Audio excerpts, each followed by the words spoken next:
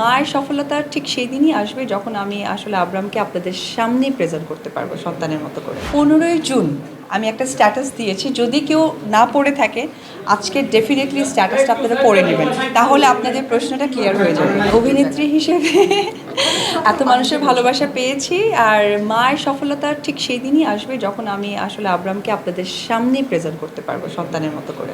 যার নামটা বললেন উনি একজন কিন্তু প্রফেশনাল আর্টিস্ট, তো আমি অলওয়েজ সম্পর্কের বাহিরেও আর একটা সম্পর্ককে আমি রেসপেক্ট করি, প্রফেশনাল। 15 জুন আমি একটা স্ট্যাটাস দিয়েছি, যদি কেউ না পড়ে থাকে আজকে ডেফিনেটলি স্ট্যাটাসটা আপনারা পড়ে নেবেন, তাহলে আপনাদের প্রশ্নটা ক্লিয়ার হয়ে যাবে। এক বাক্যে রাজনীতি করিনি, রাজনীতি করিও না, রাজনীতি বুঝি না। আমি অভিনয় শিল্পী। অভিনয় শিল্পীর পেছনে যে জিনিসটা থাকে সেটা হচ্ছে গিয়ে অর্থ থাকে, কারণ এটা আমাদের রুটি রুচি। আপনারাও তাই, এই যে ক্যামেরার পেছনের কারণটাই কিন্তু রুটি রুচি।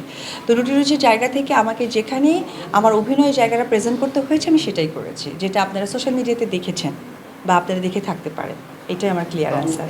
কী অনুভূতি বলবো, মানুষ মানুষকে নাই চিনতে পারে, এটা অস্বাভাবিক কিছু না। আমার এক্সপেকটেশন ওটাই থাকতে হবে, আপনি আমাকে ডেফিনেটলি অনেক ভালোবাসেন। এখন আপনি সেই মুহূর্তে ধরেন সিফাতকে নাও ভালোবাসতে পারেন, বা সাকি ওকে হচ্ছে গিয়ে সিফাতকে অনেক ভালোবাসেন, আইদার আমাকে ভালো নাই বাসতে পারেন। It is true.